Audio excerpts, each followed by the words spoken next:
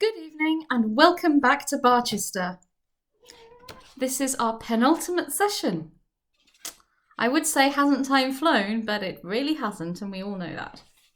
Anyway, here we go. And we wave goodbye to some of our favourite characters today. Chapter 51. Mr. Slope bids farewell to the palace and its inhabitants. We must now take leave of Mr. Slope, and of the bishop also, and of Mrs. Proudie. And my kitten, my cat, she's no longer a kitten, seems very unhappy at the prospect. These leave-takings in novels are as disagreeable as they are in real life. Not so sad, indeed, for they want the reality of sadness, but quite as perplexing, and generally less satisfactory. What novelist, what Fielding, what Scott, what George Sand, or Sue, or Dumas can impart an interest to the last chapter of his fictitious history? Promises of children and superhuman happiness are of no avail, nor assurances of extreme respectability carried to an age far exceeding that usually allotted to mortals. The sorrows of our heroes and heroines, they are your delight, O public. Their sorrows or their sins or their absurdities, not their virtues, good sense, and consequent rewards.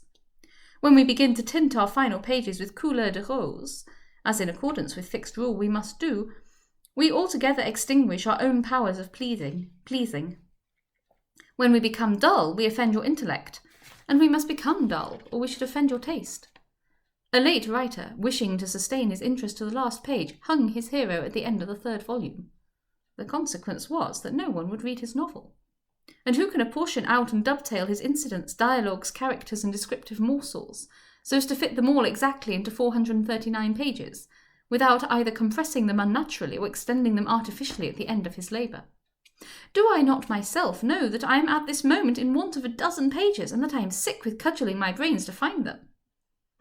And then, when everything is done, the kindest-hearted critic of them all invariably twits us with their incompetency and lameness of our conclusion. We have either become idle and neglected it, or tedious and over-laboured it. It is insipid or unnatural, overstrained or imbecile. It means nothing or attempts too much.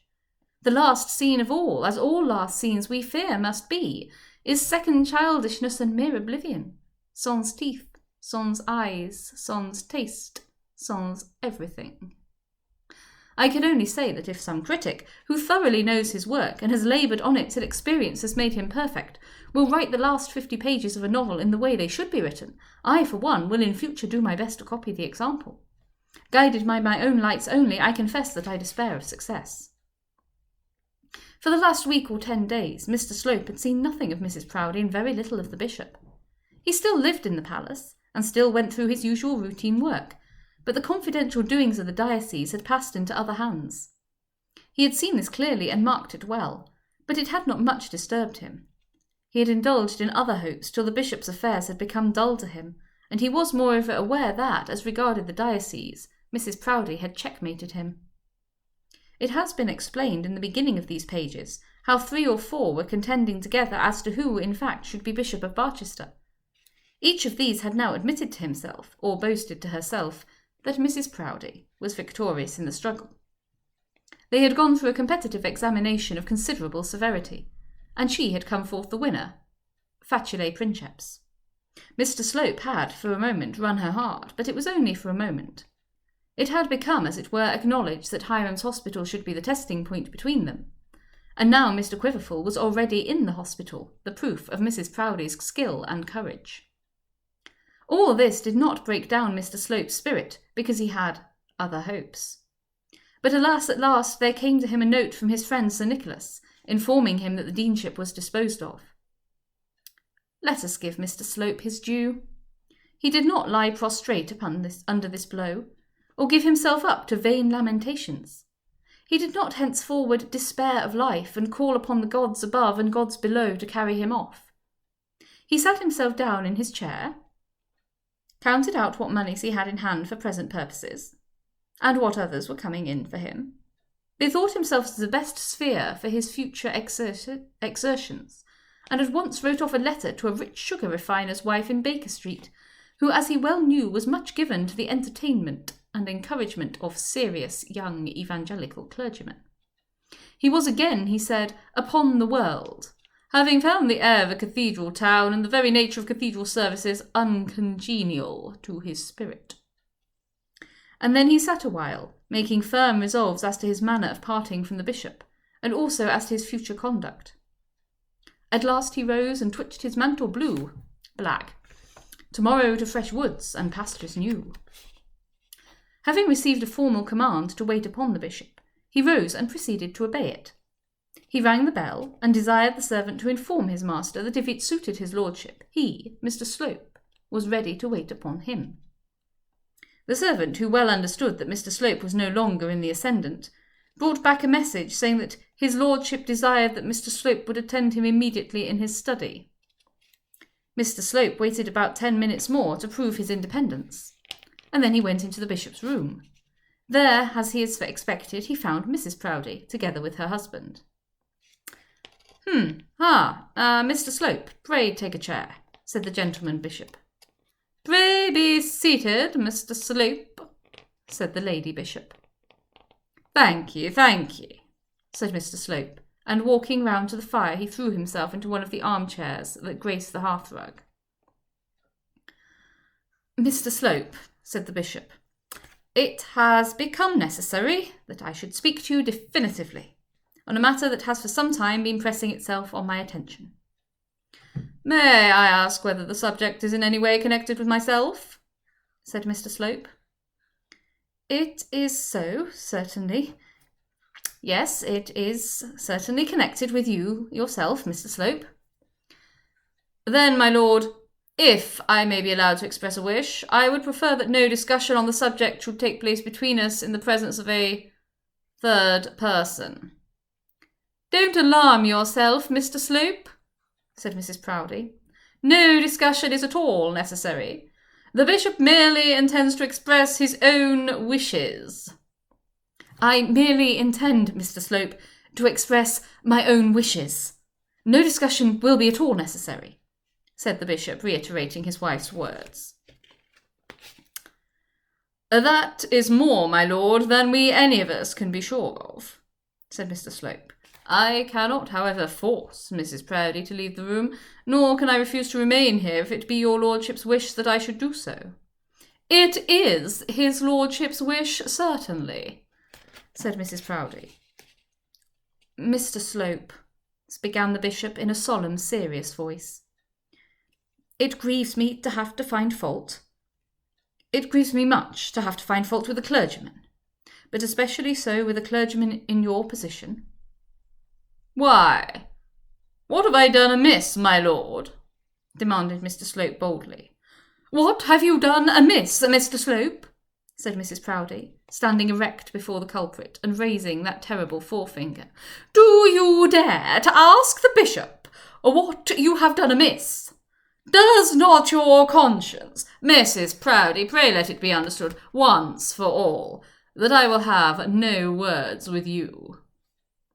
Ah, sir, but you will have words, said she. You must have words. Why have you had so many words with that Signora Neroni? Why have you disgraced yourself, you a clergyman too, by constantly consorting with such a woman as that, with a married woman, with one altogether unfit for a clergyman's society? At any rate, I was introduced to her in your drawing-room, retorted Mr. Slope. And shamefully you behaved there, said Mrs. Proudie. Most shamefully. I was wrong to allow you to remain in the house a day after what I then saw. I should have insisted on your instant dismissal. I have yet to learn, Mrs. Proudie, that you have the power to insist either on my going from hence or on my staying here. What? Said the lady. I am not to have the privilege of saying who shall and who shall not frequent my own drawing-room. I am not to save my servants and dependents from having their morals corrupted by improper conduct. I am not to save my own daughters from impurity. I will let you see, Mr. Slope, whether I have the power or whether I have not. You will have the goodness to understand that you no longer fill any situation about the bishop, and as your room will be immediately wanted in the palace for another chaplain, I must ask you to provide yourself with apartments as soon as may be convenient to you." "My lord," said Mr. Slope, appealing to the bishop, and so turning his back completely on the lady, "will you permit me to ask that I may have from your own lips any decision that you may have come to on this matter?" "Certainly, Mr. Slope, certainly," said the bishop. "That is but reasonable. Well, my decision is that you had better look for some other preferment. For the situation which you have lately held, I do not think that you are well suited." "And what, my lord, has been my fault?"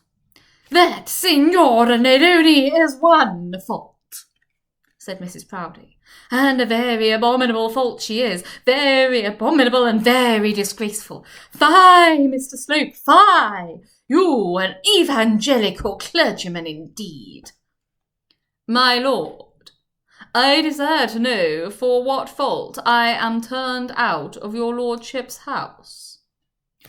"You hear what Mrs. Proudie says," said the bishop.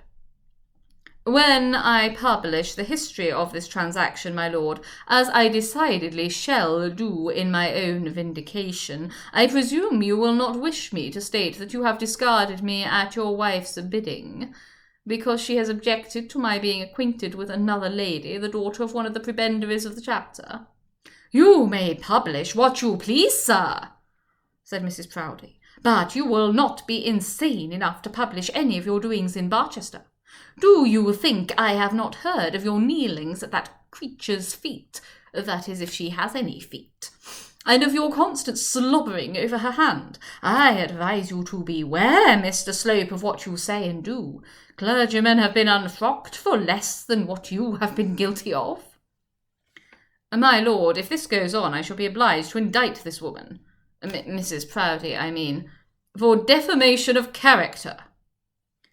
"I think, Mr. Slope, you had better now retire," said the bishop. "I will enclose to you a cheque for any balance that may be due to you, and under present circumstances it will of course be better for all parties that you should leave the palace at the earliest possible moment. I will allow you for your journey back to London, and for your maintenance in Barchester for a week from this date." "If, however, you wish to remain in this neighbourhood," said Mrs. Proudie, "and will solemnly pledge yourself never again to see this woman, and will promise also to be more circumspect in your conduct, the bishop will mention your name to Mr. Quiverful, who now wants a curate at Puddingdale. The house is, I imagine, quite sufficient for your requirements, and there will be, moreover, a stipend of £50 a year." "May God forgive you, madam, for the manner in which you have treated me," said Mr. Slope, looking at her with a very heavenly look. "And remember this, madam, that you yourself may still have a fall." And he looked at her with a very worldly look. "As to the bishop, I pity him." And so saying, Mr. Slope left the room. Thus ended the intimacy of the Bishop of Barchester with his first confidential chaplain. Mrs. Proudie was right in this, namely that Mr. Slope was not insane enough to publish to the world any of his doings in Barchester. He did not trouble his friend Mr. Towers with any written statement of the iniquity of Mrs. Proudie or the imbecility of her husband. He was aware that it would be wise in him to drop for the future all allusions to his doings in the cathedral city. Soon after the interview just recorded, he left Barchester, shaking the dust off his feet as he entered the railway carriage, and he gave no lingering look after the cathedral towers, as the train hurried him quickly out of their sight. It is well known that the family of the Slopes never starve. They always fall on their feet like cats, and let them fall where they will, they live on the fat of the land. Our Mr. Slope did so. On his return to town he found that the sugar refiner had died, and that his widow was inconsolable, or in other words, in want of consolation. Mr. Slope consoled her, and soon found himself settled with much comfort in the house in Baker Street. He possessed himself also before long of a church in the vicinity of the New Road, and became known to fame as one of the most eloquent preachers and pious clergymen in that part of the metropolis. There, let us leave him. Of the bishop and his wife very little further need be said. From that time forth nothing material occurred to interrupt the even course of their domestic harmony. Very speedily, a further vacancy on the bench of bishops gave to Dr. Proudie the seat in the House of Lords which he at first so anxiously longed for. But by this time he had become a wiser man. He did certainly take his seat, and occasionally registered a vote in favour of government views on ecclesiastical matters. But he had thoroughly learnt that his proper sphere of action lay in close contiguity with Mrs. Proudie's wardrobe. He never again aspired to disobey, or seemed even to wish for autocratic diocesan authority. If ever he thought of freedom, he did so as men think of the millennium, as of a good time which may be coming, but which nobody expects to come in their day. Mrs. Proudie might be said still to bloom, and was at any rate strong, and the bishop had no reason to apprehend that he would speedily be visited with the sorrows of a widower's life. He is still Bishop of Barchester. He has so graced that throne that the government has been adverse to translate him even to higher dignities. There may he remain, under safe pupilage, till the new-fangled manners of the age have discovered him to be superannuated, and bestowed on him a pension. As for Mrs. Proudie, our prayers for her are that she may live for ever.